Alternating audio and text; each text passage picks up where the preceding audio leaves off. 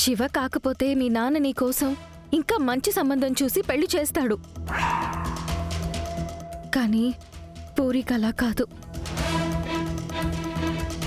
ఇప్పుడిప్పుడే తను కోరుకున్నవాణ్ణి పెళ్లి చేసుకుంటున్నాను అని సంతోషంగా ఉంది. ఆ సంతోషం తన దగ్గరే ఉండాలి బిందు. అందుకే నేను ఈ పెళ్లికి పెద్దనయ్యాను. నీకు ప్రేమ అనేది జీవితంలో ఒక భాగం మాత్రమే.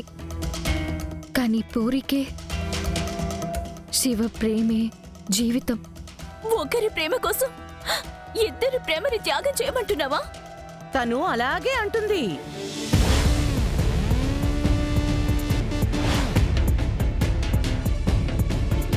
తన వాళ్లదే ప్రేమ, మిగిలిన వాళ్ళది పిచ్చి, వెర్రి, వ్యామోహం, కాలక్షేపం. అంతేనా?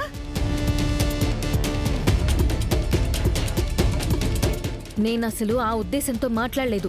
మరి ఏ ఉద్దేశంతో మాట్లాడుతున్నావు? నీ స్వార్థం కోసం వాళ్ళు పెళ్లి చేస్తూ పూరి కోసమే అని ఎంత అందంగా అబద్ధం చెప్తున్నావు భూమి. నేను అబద్ధం చెప్పలేదు. చెప్పాల్సిన అవసరం కూడా నాకు లేదు. నువ్వు అబద్ధం చెప్తున్నావు. నువ్వు పెళ్లి చేస్తోంది ఆ పూరి కోసం కాదు, నీ కోసం.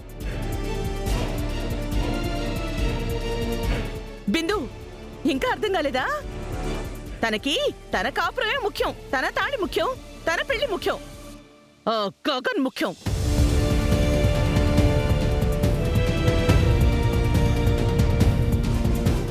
నాకు మాత్రం నా మేనకోడలే ముఖ్యం, తన సంతోషం ముఖ్యం. నువ్వు పూరి శివల పెళ్లికి అండగా నిలిస్తే నేను బిందు శివల పెళ్లికి అండగా ఉంటాను.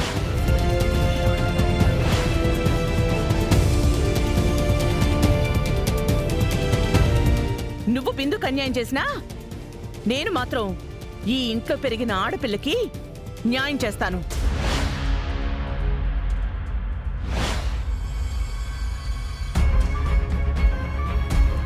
నువ్వనుకున్న అదే ముహూర్తానికి బిందు శివల పెళ్లి చేస్తాను.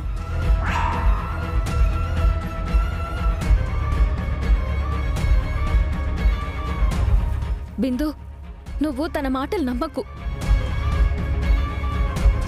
ఈవిడ ఇదంతా నీ ప్రేమని గెలిపించడానికి చెయ్యట్లేదు. ప్రేమ గెలిచింది అనడానికి ప్రూఫే పెళ్లి. అదే చేస్తాను అంటున్నాను. కాదు, నా మీదున్న పగతో నన్ను గగన్ బావని దూరం చెయ్యాలనే, ఆ కుటుంబాన్ని నాశనం చెయ్యాలనే దురాలోచనతో చేస్తుంది. నీ ప్రేమని అడ్డం పెట్టుకుని తన ప్రతీకారాన్ని తీర్చుకుంటుంది. ఈవిడ మాటలు విని తొందరపడి ఏ నిర్ణయం తీసుకున్నా జీవితాంతం నువ్వే బాధపడాల్సి వస్తుంది బిందు. పూరి శివల పెళ్లి చేస్తానని నేను తనకి మాటిచ్చాను. మాట నిలబెట్టుకుంటాను. ఆ పెళ్లి జరగదు. నేననుకున్న పెళ్లే జరుగుతుంది. శివచేత బిందు మెళ్ళో 3 ముళ్ళు వేయించి 7 అడుగులు నడిపిస్తాను. వాడు నా తమ్ముడు. నా మాట జవదాటడు.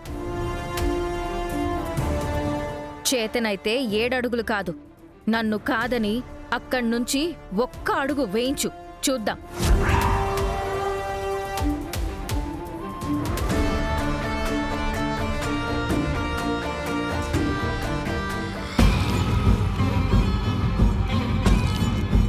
బిందు, నువ్వేం కంగారు పడకు.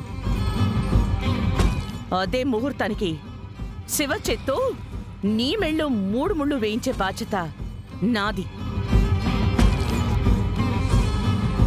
రా.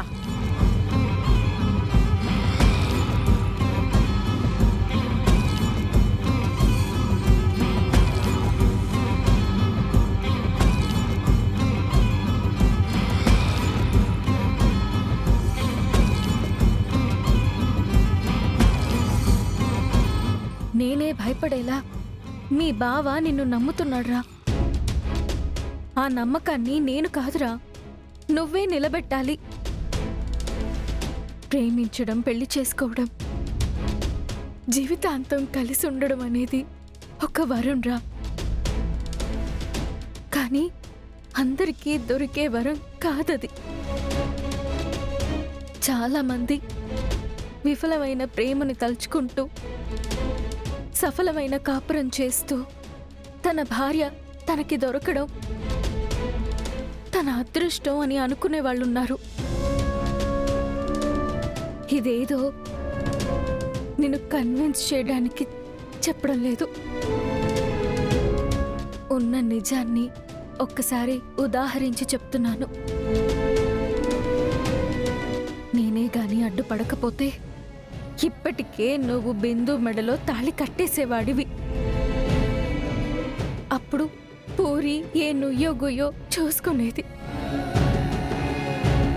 నువ్వు ఇష్టపడే వారి కోసం ఇంకొకరి ప్రాణం తీసిన హంతకుడివి కూడా నువ్వే అయ్యేవాడివి.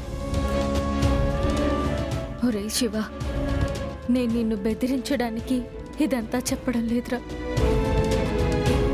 నువ్వు పూరిని ప్రేమించడం లేదని మీ బావకి తెలిసినా ఈ పెళ్ళ ఆపేస్తాడు. పూరితో నీ పెళ్ళ ఆగిపోవడం అంటే నమ్మకం అనే ఒక తలుపు శాశ్వతంగా మూసుకుపోవడమే. దయచేసి అంత పరిస్థితి తీసుకురాకు. తీసుకొస్తే ఈ అక్క నీకు సజీవంగా కనిపించదు. ఈ అక్క శవాన్ని నువ్వు చూస్తావు.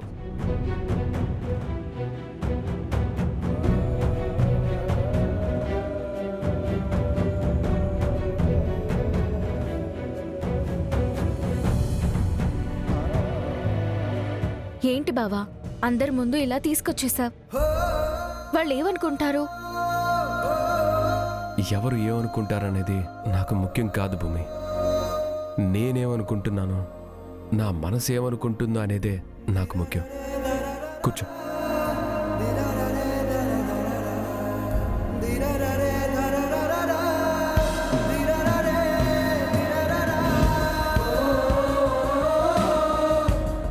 ఎప్పుడైనా ధైర్యం లేక చాలా కష్టంగా ఉన్నప్పుడు